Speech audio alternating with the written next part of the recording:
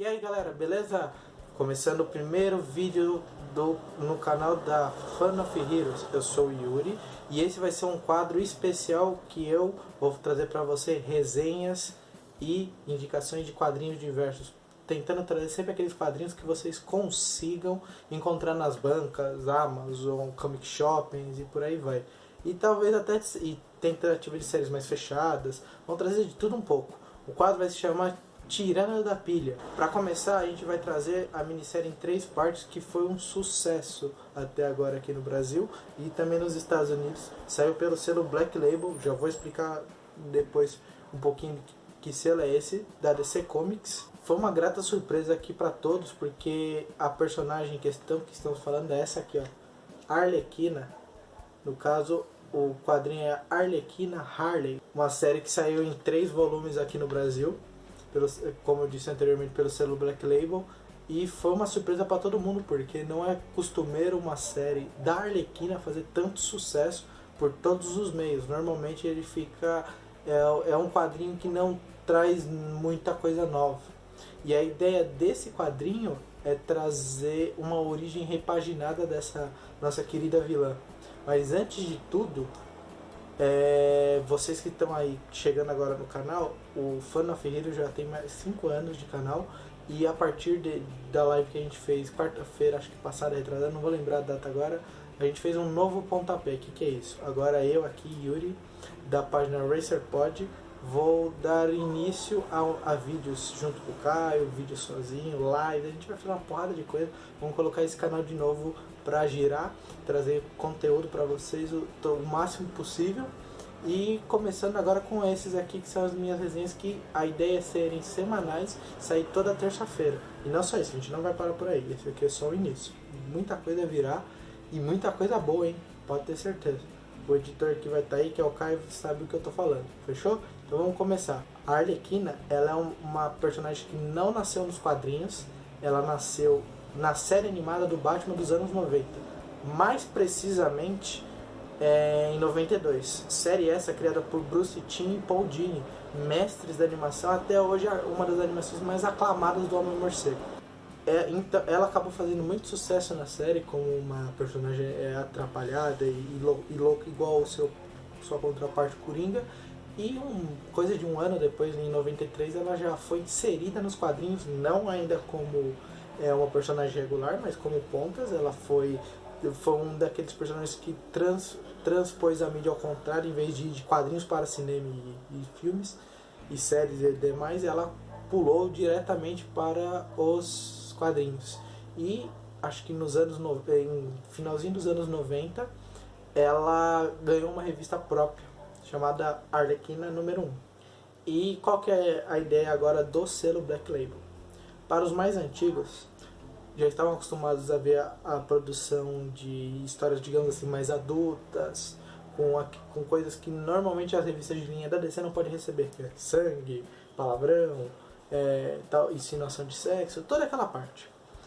E o selo era o selo Vertigo, e ele foi um selo revolucionário. Trouxe a invasão britânica para os Estados Unidos, ele trouxe, entre muitas outras coisas, caras como Alan Moore, o Grant Morrison, diversos outros caras, e ressuscitou ou trouxe ao mainstream, né, dos quadrinhos, personagens que não eram, vamos dizer assim, o carro-chefe da DC, como o Monstro do Pântano, como o Homem-Animal, como diversos personagens que careciam de bons roteiristas ou de pessoas preocupadas em fazer boas histórias.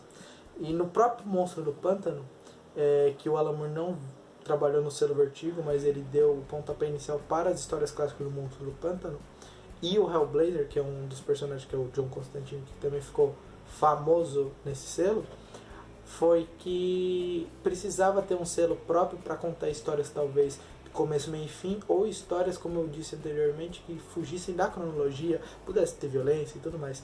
Inclusive, no selo Vertigo nasceu um dos maiores quadrinhos da história, que foi Sandman. Enfim, depois de mais de 20 anos, acho que 25 anos de sua criação, o selo Vertigo foi cancelado, dando lugar ao selo Black Label, que deu início em 2018 com o Batman Dement, que ficou como alma amaldiçoada aqui no Brasil, que foi um quadrinho que deu um monte de polêmica, principalmente em relação ao bate-pênis do Batman. Sim, apareceu, mas a DC acabou literalmente cortando. O selo é esse aqui, ó, que tá aqui no cantinho dos quadrinhos.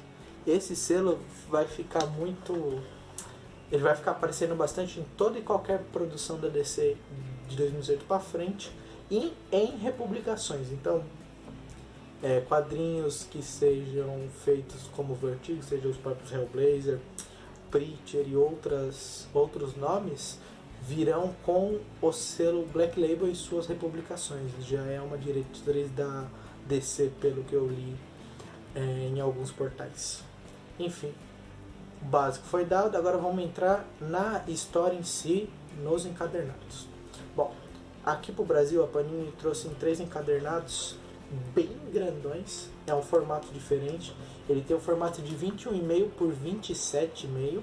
Olha para você ter uma comparação com uma mensal, que a gente chama de mensal aqui no Brasil, que é o formato americano. Ele sobra tanto em altura como em largura. É uma diferencinha caprichada. E nesse formato saiu o Superman ano 1 e o Batman Cavaleiro Amaldiçoado. Eu acho que eu devo estar falando besteira no nome dele. O editor coloca uma notinha de rodapé, o nome da história, mas ou é o Último Cavaleiro da Terra, alguma coisa assim. Saíram nesse formato maior.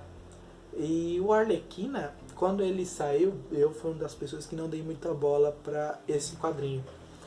E pela surpresa de todos, ele ganhou elogio atrás de elogio, por trazer uma versão da origem da Arlequina diferente do que era esperado. Então, como eu disse, foram em 3 encadernadões aqui, ó, que a Panini trouxe pra gente. É uma minissérie fechada, então ela tem começo, meio e fim aqui no encadernado. Não que não possa ter uma continuação, porque é possível que tenha, mas você consegue entender tudo dentro desses encadernados. Lembrando que, como eu disse, ele tem um formato maior, ele é em capa cartão, os 3, ó. Uma capa cartão legalzinha. Ele tem um miolo couché, esse papel aqui um pouco mais, sei lá, plastificado, talvez, eu não vou saber com certeza o porquê. A lombadinha quadradinha, que é essas lombadas um pouquinho mais encorpadas. E ele tem, cada volume tem 64 páginas, sendo ele escrito e desenhado pelo Stejan Sejic. Ele não é americano, ele acho que é o croata, eu não vou lembrar agora. Mas ele fez os desenhos dele são lindos. Vou pegar uma página aqui dele, o Batman dele. Antes dela ser a Arlequina, ela é a doutora em psiquiatria Harley Quinzel. Então isso é um plot interessante da história. No primeiro volume, nós conhecemos um pouquinho do seu passado, que é ela estudante, ela na faculdade e seus problemas com relacionamento, porque ela teve um relacionamento com um dos professores da sua faculdade, foi descoberta e ela foi taxada de nada, digamos assim, porque diziam que ela usou desse poder, né, que ela poderia ter em cima do professor para se formar, para ser a aluna preferida e tudo mais. Só que ela provou por A mais B durante o quadrinho que aquilo foi apenas um romance sem segundas intenções, foi amor de verdade. E ela não conseguia separar, digamos assim, e acabou sendo pega por uma das colegas, uma colega que não era muito fã dela, era bem, vamos assim, uma arqui-inimiga. E a história avança com ela em Gotham, tentando provar uma teoria que qualquer pessoa consegue, com devido trabalho, voltar a ser boa. Não voltar a ser boa, mas tipo, um criminoso como o próprio Coringa, Duas Caras, esse pessoal todo poderia ser trazido de volta. E ela, por meio de conversa e de insistência e ajuda financeira das indústrias Wayne, ela é levada ao Arkham para poder colocar em prática a sua teoria. E ela consegue trabalhar com todos os pacientes lá. Eu comentei o Duas Caras antes. O Duas Caras ainda não existia na história. Ele foi criado nessa história, que foi bem legal. Teve uma nova origem pro Duas Caras. Mas ela tem como objetivo provar sua tese e colocar em prática, apesar de todos os contras de todo mundo. E o primeiro volume, acaba despertando nela um medo, porque ela acaba passando um susto enorme com o Coringa, que ela quase acaba morrendo pelas mãos do palhaço do crime. Porém, ela cria a coragem de se desafiar e trazer trazer para o seu trabalho a ideia de conseguir convencer tanto o mundo que ela consegue curar o incurável, que seria o Coringa. Aí no segundo volume, também escrito e desenhado pelo nosso querido Sejic, ela está em busca de provar sua tese trabalhando arduamente com o Coringa. Só que... E ela explicando que os outros não tentaram a fundo. Porque mesmo o Batman tenta provar para ela que outros tentaram, mas nunca foi possível. A tentativa foi falha, digamos assim. E a quadrinha acaba, esse segundo volume aqui, com um gancho de ela, digamos assim, abrindo um pouquinho as rédeas com o Coringa. O Coringa também se abre com ela. Não sei se verdadeiramente ou não. E no terceiro e derradeiro volume, nós temos a continuação desse tratamento que ela está fazendo, porém a gente já sente as mudanças em seu caráter. Então a própria doutora Harley começa a enlouquecer. Esse aqui, o terceiro volume, já tem a capa, já indica alguma coisa. E a história avança até uma rebelião no nosso querido Arkham Asylum, né? O Asilo Arkham, onde ela acaba sendo vital para entendimento de quem é a Arlequina e de toda a transformação que ela foi levada, tendo que ela tomar uma decisão literalmente de vida ou morte, escolher se alguém vive ou morre. Então essa escolha traça um caminho para ela. E resumindo tudo, aqui a gente tem uma nova origem, só que com dois questionamentos. Um pelo Batman, que ele não acredita que ela seja aquilo mesmo. Ele sempre acha que há uma esperança no caso dela.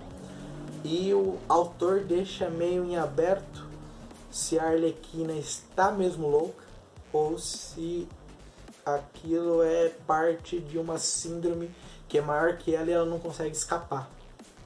Para mim, no meu entender, sem dar muito spoiler, a segunda opção é maior. Eu acho que ela está presa em uma figura que ela acabou criando com o tempo, por aproximação, amor e diversos outros fatores, e não consegue se livrar.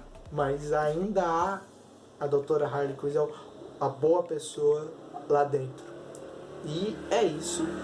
Espero que vocês tenham gostado desse primeiro vídeo. Espero que vocês possam ler coisas legais, ler coisas bacanas.